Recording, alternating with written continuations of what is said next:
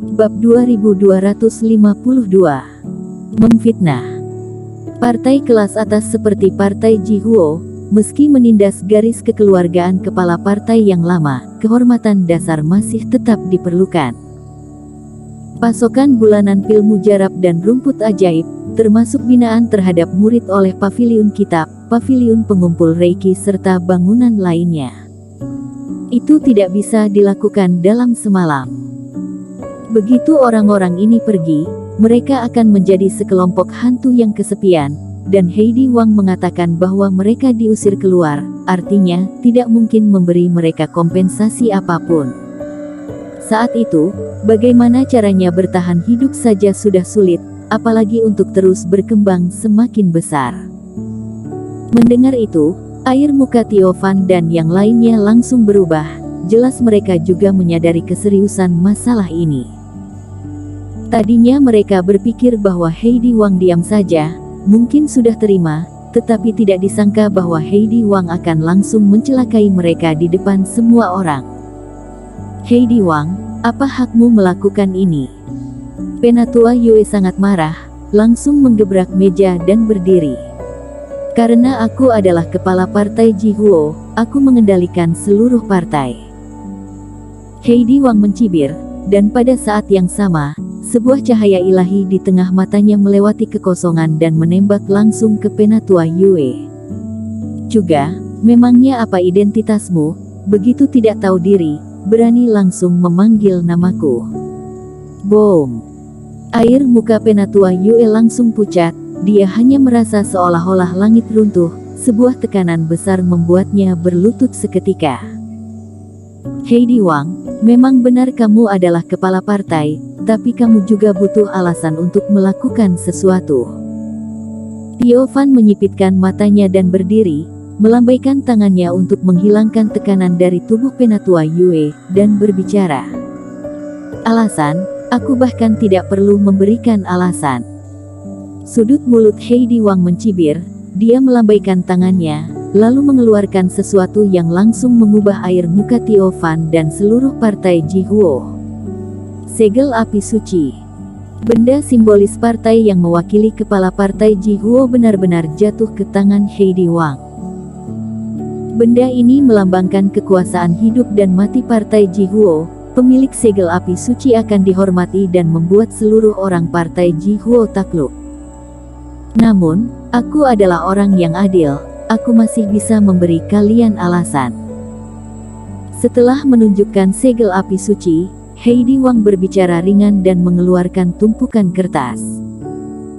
Karena garis kekeluargaan kalian ini, selama bertahun-tahun ini telah melakukan banyak kejahatan, menerima keuntungan dari partai tapi malah diam-diam membantu orang luar, seperti ngengat, mencuri berbagai sumber daya partai Jihuo.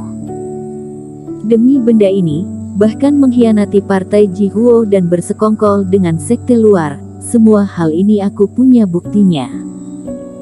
Menghadapi belatung seperti kalian, sebelumnya, demi partai, aku hanya bisa memilih tetap diam dan menoleransi perbuatan kalian untuk sementara waktu. Kali ini, aku memutuskan untuk tidak diam lagi. Omong kosong. Kepala partai sebelumnya adalah Huo Zong yang terus-menerus menekan kami, kamu sedang memfitnah kami. Melihat Heidi Wang menyuruh bawahannya untuk mengeluarkan apa yang disebutnya sebagai bukti, para penatua gemetar karena marah. Ketika Huo Zong menjabat, dia berkuasa, yang tentu saja menyebabkan banyak defisit dan mencuri banyak sumber daya partai Jihuo. Tapi sekarang, Heidi Wang malah melempar semua kejahatan itu ke kepala mereka. Tidak hanya kalian yang akan diusir, tetapi bahkan Fren Tang, orang ini juga akan dikeluarkan dari partai Jihuo. Orang ini berani menganggap harta karun berharga partai sebagai miliknya sendiri, dan membuat segel pribadi di atasnya, menyebabkan partai kita tidak memiliki harta karun selama 600 tahun, tidak pantas menjadi mantan kepala partai. Tangan Heidi Wang memegang segel api suci, wajahnya penuh kesombongan. Hal semacam ini, dia bisa mengatasinya setelah itu, tetapi dia sengaja memilih hari ini. Di depan tamu yang tak terhitung jumlahnya, dengan momentum bagaikan guntur, agar mereka bisa melihat kekuatannya sendiri. Heidi Wang, kamu, Theo Van dan yang lainnya, air muka mereka memerah karena marah, darah melonjak naik. Mereka diusir dari partai seperti anjing yang jatuh ke air. Bahkan Frentang, ketua partai lama yang membawa partai Jihuo berkembang, guru mereka, juga harus dirusak dan dihapus namanya oleh Heidi Wang.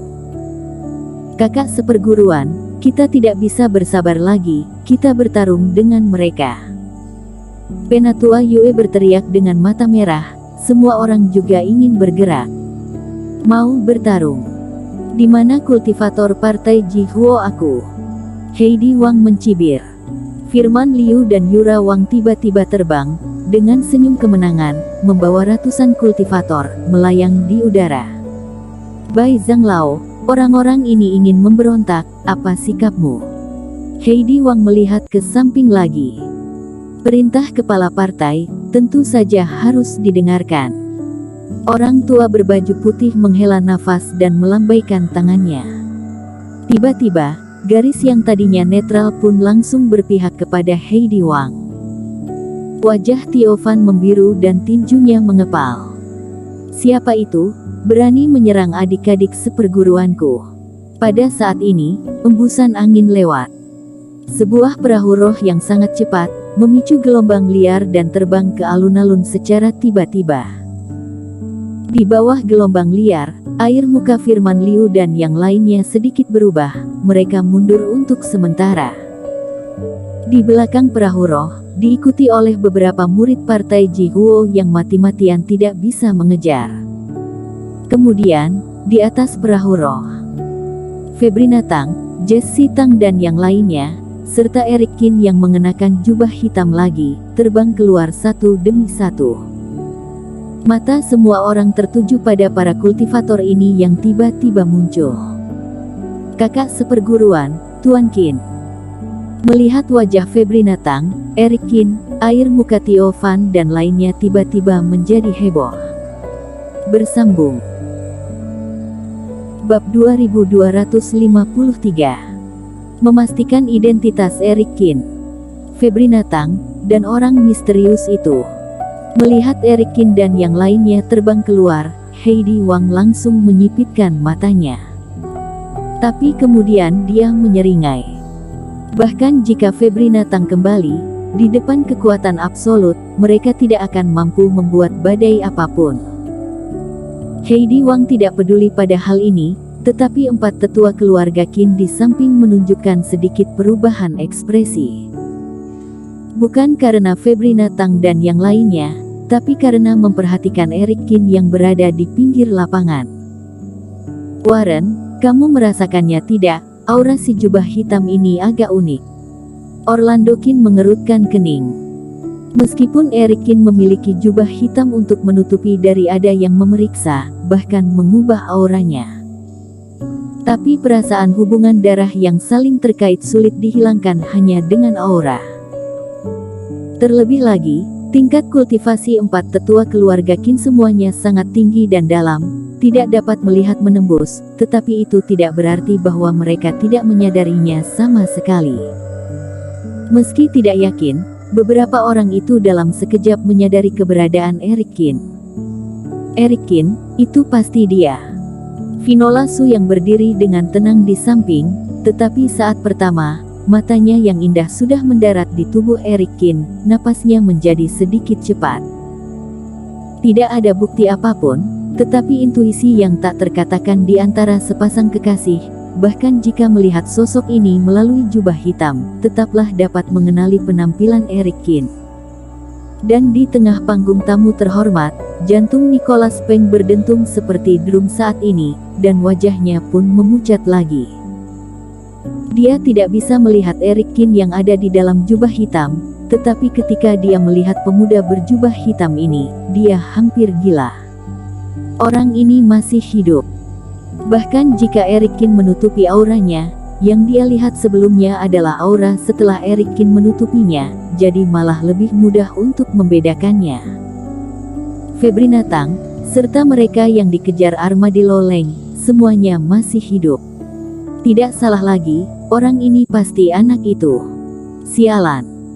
Dia masih hidup, kalau begitu bukankah rahasiaku bisa terbongkar kapan saja? Melihat Eric Kin, dahi Nicholas Peng dipenuhi keringat, dan pakaiannya langsung basah kuyup. Jika bukan karena di bawah tatapan semua orang, ingin rasanya dia menghancurkan meja, dan kemudian langsung menerjang untuk membunuh lawan. Sebelumnya dia menerima pesan dari Sekte Peramal, dia tidak akan mengalami malapetaka dalam waktu setengah tahun. Dirinya berpikir bahwa ini menunjukkan bahwa badai telah berlalu. Tetapi di saat dia melihat Eric Kin, Nicholas Peng memiliki pemahaman lain terhadap kalimat ini. Nasib dirinya tidak dapat diprediksi, itu hanya bisa dianggap tidak akan mati dalam setengah tahun. Lalu bagaimana dengan setengah tahun kemudian? Mungkinkah bahwa segala yang dirinya lakukan akan terungkap, setelah dia melarikan diri selama setengah tahun, tetapi akhirnya tetap ditangkap dan bahkan dibunuh? Dan mengapa nasibnya tidak dapat diprediksi, apakah itu terkait dengan masalah ini? Nicholas Peng hampir muntah darah. Orang ini harus mati, dia pasti tahu bahwa aku yang mengirim orangnya.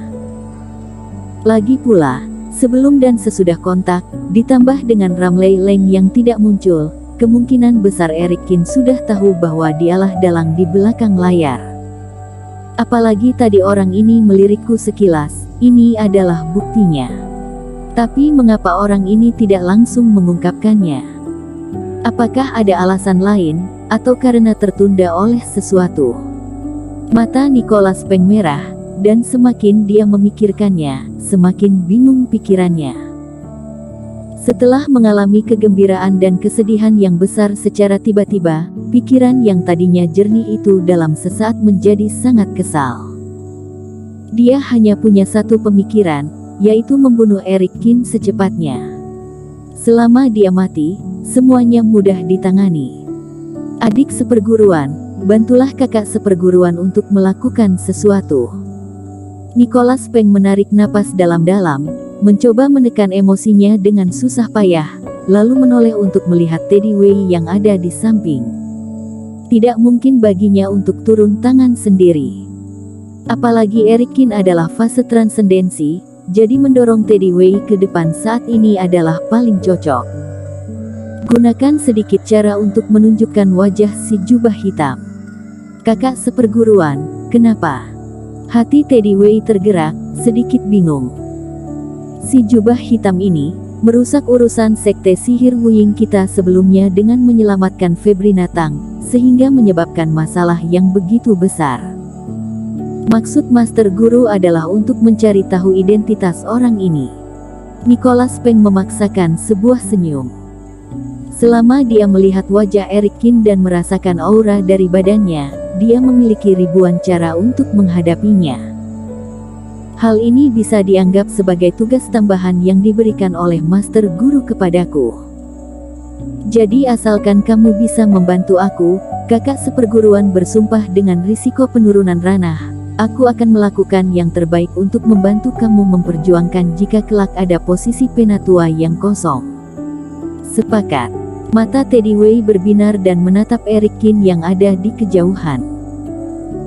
Dia tidak peduli siapa orang ini. Setelah Nicholas Peng mengetahui penampilan wajah pihak lawan, ingin membunuhnya atau tidak, dia juga tidak peduli.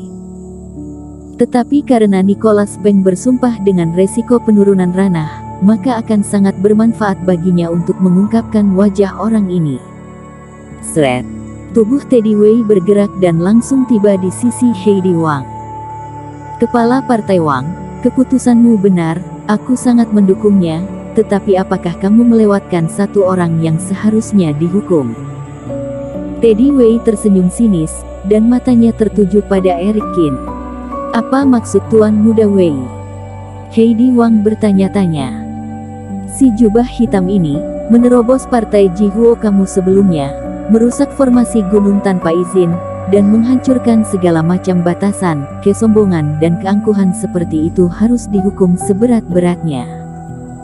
Teddy Wei mengulurkan tangannya dan menunjuk langsung ke Eric Kin di depan semua orang. Anak ini adalah Teddy Wei. Dia sudah mulai menghadapi si jubah hitam. Jangan-jangan dia menemukan bahwa orang ini adalah Eric Kin. Di panggung tinggi, ekspresi Warren Kin sedikit berubah. Dalam perjalanan kemari, mereka sudah tahu tentang taruhan antara Teddy Wei dan Eric Kin. Bersambung.